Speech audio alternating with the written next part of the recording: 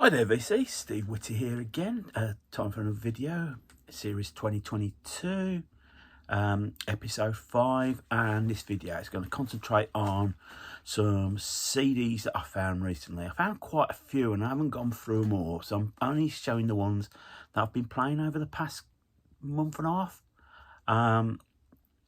Quite a lot are in sort of like the country vein, which is a bit unusual for me, but you know, always prepared to expand my horizons, and with CDs in charity shops they tend to be cheap anyhow, so it wasn't so much I was taking too much of a risk. So without further ado, I'm going to show first two I'm going to show are from British artists. First one, this is Lonnie Donegan, Rock Island Line. It's the Spy Singles Anthology 1955 to 1967. It's fair to say that Lonnie Donegan, Rock Island Line, is probably one, or maybe not, the most important song that ever got released in Britain. It launched skiffle, basically, and what skiffle did was it awakened the imagination of a load of kids in 1950s Britain. You know, post-war Britain did not come out of it well.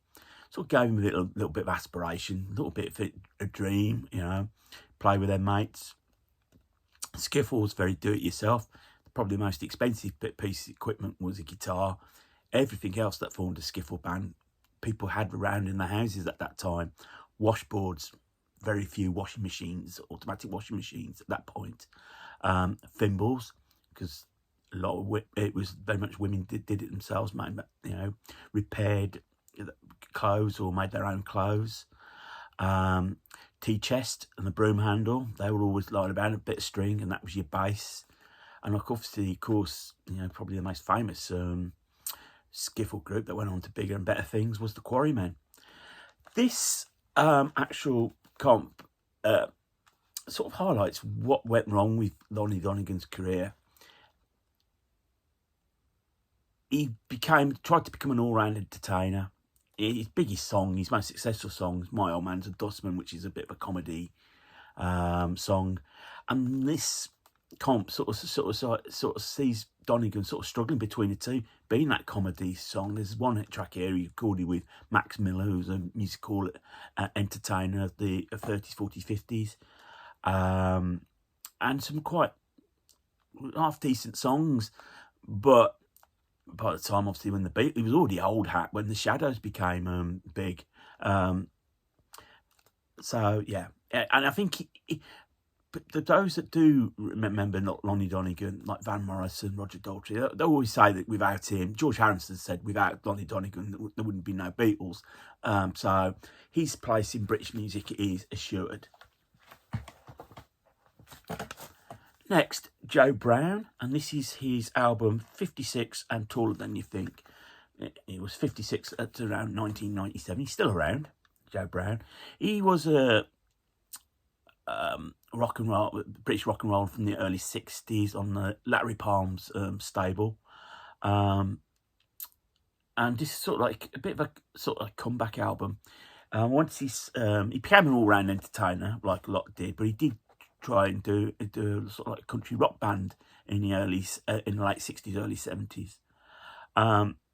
Cockney, he was sort of like a Cockney boy, good mates with George Harrison. And the final track, it's a really good album actually. And the final track on the album, I See You in My Dreams, is Joe Brown played this at the end of the George Harrison tribute concert. It's a great song. It's quite an emotional song. You can sort of, I listen to it and I could think of a few people that are not around anymore that I'd like to see in my dreams. Next lot I'm going to show you more country, country vibe. Carter family, sort of pioneers of country music. In fact, this is, I think, a French or Italian French collection. In fact, you've got sort of like the Carter family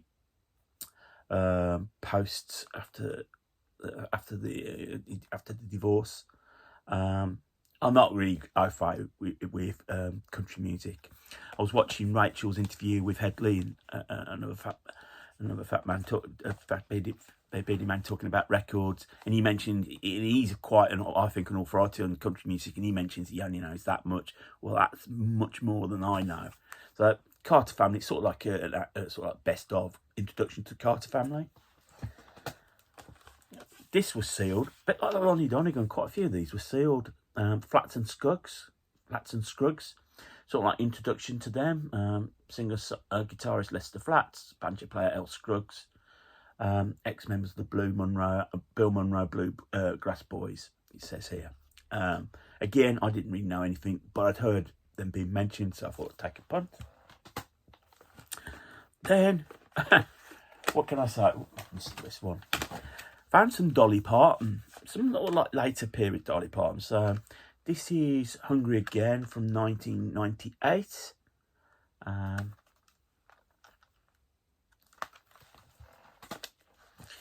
The Grass is Blue from 1999. But this was an album that saw her return to her bluegrass roots. And then she carried that on with Little Sparrow, which was a Grammy Award-winning album that came out in 2001. Finally, from a Dolly, and Dolly Parton can only bring something out like this. This is Dolly the Tour collection. This was sealed, but it'd obviously been sitting in the window. You can see here the pink had started to fade. It's basically a 4 CD set. It's called the Tour Collection. I think she must have been touring at that time, celebrating 40 years in the music business. And it's got 4 CDs. So you've got there Love, Covers, Mountain Memories, and Duets. It's not got all that. It's not a greatest hits. Jolene's not on here. Here I go. Yeah, I'm 9 to 5 certainly not on here. This is very much. So I think songs that have been handpicked to go with the tour. I've played them. It's okay. It comes in a nice little box like that. Your CDs be careful so they don't fall out. You've got the booklet at the top, and then you lift it up, and then all your CDs come out. Nice little package. Now, Dolly Parton's been nominated for as one of the nominees for this year's Rock and Roll Hall of Fame. I'm not sure what I feel about that. Yeah, it's primarily country. You know, will you see Napalm Death being nominated for the Country Music Hall of Fame? I don't doubt it, but there you go. You know, she's been nominated. She doesn't mean she's going to get in, but I've got a sneaky feeling she may get in this year. Rolling Stone has put an article about why she should be included. More on that vein, Alison Krauss and Union Station. This is Every Time You Say Goodbye. This came out in 1992, so it's one of her earlier albums. Obviously, I'm aware of Alison Krauss from her work with Robert Plant. I've picked up a few more of her CDs, which I haven't got round to listening to yet, so I'll show those at a later date. And then 100 Miles or More. This is a greatest hits collection. I'm trying to think when that came out. I think the novelty on this, it's sort of like it's got 3 tracks, 2 of which are recorded with John Waite, including the re-recording of his Missing You. So, there, on that. Okay.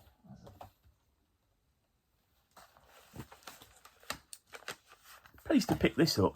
I've seen the film, but never really heard the soundtrack to Oh Brother, Where Art Thou?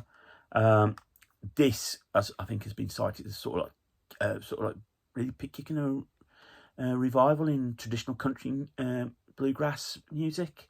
Some really nice some songs on here. As I say, I'm not really out fight with country. It's not really been a genre I really seeked out, but pleased to see this. So I picked that up. Always happy to pick up some Johnny Cash. This is My Mother's Hymn Book. This was recorded around the same time produced by Rick Rubin around the same time with his American sessions. And as it says, This is very much religious music. Johnny Cash was a hugely religious man. Despite everything, he always kept that his faith in God.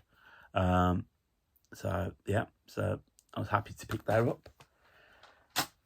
After Johnny Cash passed away, Rick Rubin turned to another artist, and Neil Diamond. This is the first of the 2 albums I think they did, 12 songs. This got actually made #1 in the UK. This is a really good album. It's very easy to dismiss Neil Diamond as a bit slop and all that. But actually, when you get an artist and you strip it back to the bare minimum, it actually highlights how good they are. It says 12 songs, but in fact there's 14. There was 2 additional songs. One I really do like is Delirious Love, the last track on the album, which features Brian Wilson on backing vocals. It's really, really nice song. Some of this is quite dark, which you would never associate with Neil Young. And you could say the same for his follow-up, Home Before Dark. The first opening track, If I Don't See You Again, really does sound dark. This is a two disc set. It's got a bonus DVD on here. Been a bit battered. Again, another good album, another good successful album. In a way, it was a good way for him to close his recording career out. I think he's pretty much retired now, Neil Diamond. So, really pleased to find this. John Fogerty's debut solo album, released in 1975 on Fantasy. Whatever happened afterwards, it was 10 years before it released anything else. Centerfield, I think, was his... I can't remember the follow-up, which was successful. The reason I'm pleased to find this, at last, I finally heard the original Rocking All Over the World. Now, people in the UK, Europe, will associate this song with Status Quo. It's almost considered to be a Status Quo song. It was one of their big hits. It was used to raise money, sport aid. Yeah, really pleased to find that. It's not a bad album. Yeah, I'm not a huge Creedence fan. I've got a couple of their albums, but saying that, I found a copy of this live album, Premonition, which is, as it says, live album, which combines some of his solo stuff with his CCR stuff. Yeah, it's a live album. It's not bad. It's a good live album. It's not brilliant. Moving on, I found this Fleetwood Mac the Dance.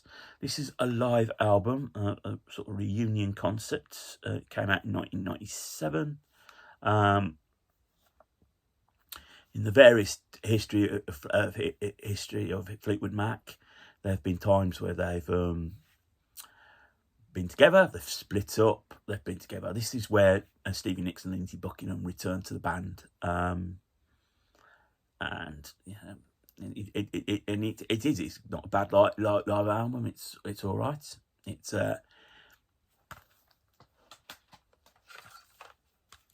this I picked up, Pulp. This is called Masters of the Universe. So it's still got the £9.99 sticker that somebody paid at HMV for. This came out originally in 1986. And when Pulp became successful during Britpop, it sort of got like a bit of a, I think, sort of reissue. Pulp had been going for ages, since the 80s, but were always a bit behind when it came to success. It got played on Peel at the time. But then suddenly when Britpop came about, their time had come. They then signed on to Island Records. I think this was released on Fire, on the Fire label. So it was very much an indie label. Around this time, another band that had a few hits was Saint Etienne. This is their compilation, Too Young to Die, singles 1990 to 1995. Introduced themselves to the world with a great version of Only Love Will Change Your Heart, Neil Young song. There's got a singer there. I think it's Sarah Cracknell. She wasn't the singer on that Neil Young cover, but she joined afterwards. And around 94, 95, they had some really good singles. You're in a Bad Way is a particularly favourite of mine. Bob Stanley is quite a authority on music. He writes a column for Record Collector each month. In fact, last year Saint Etienne released a new album, which I haven't checked out yet.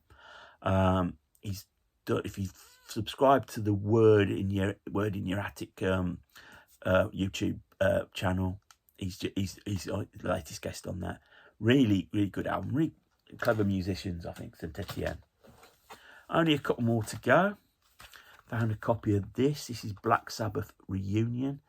This is the reunion concert that was recorded in 1997 at the Birmingham NEC. So it features the classic lineup: Bill Ward, Geezer Butler, Tony Iommi, and Ozzy Osbourne. And it really sounds good. It really does sound good. I enjoyed listening to this. Obviously, Brummy band. You can't really say no. And finally, I wondered how long it would take to find this in a charity shop. This is the Beatles Sgt. Pepper's Lonely Hearts Club. This is the 2017 50th anniversary. This is the 2 CD edition. So you've got the album on one disc, and then CD2 is the sort of like the best of the outtakes, I would have thought. I've not listened to the whole big super deluxe set. I haven't streamed it, so it's very hard for me to judge. So normally, if I see Sgt. Pepper, I think I've got enough of that. But it was purely because it was the 2 CD edition. I thought, yeah, I'll take that with me. So there you go, VC. That's my latest CD finds. Next video, I've got some vinyl to sort out to show you, but yeah, it's all good. I hope everyone is well. Got the weekend coming up. Click thumbs up, thumbs down. Love the interaction, and feel free to leave a comment. I'll get back to you. I've got a couple of comments to feedback, reply to from Wednesday's video, Richard McCook's contest entry. So whatever you get up to this weekend, VC, make sure it's a good one. So keep spinning, look after yourselves, and more importantly, keep on smiling.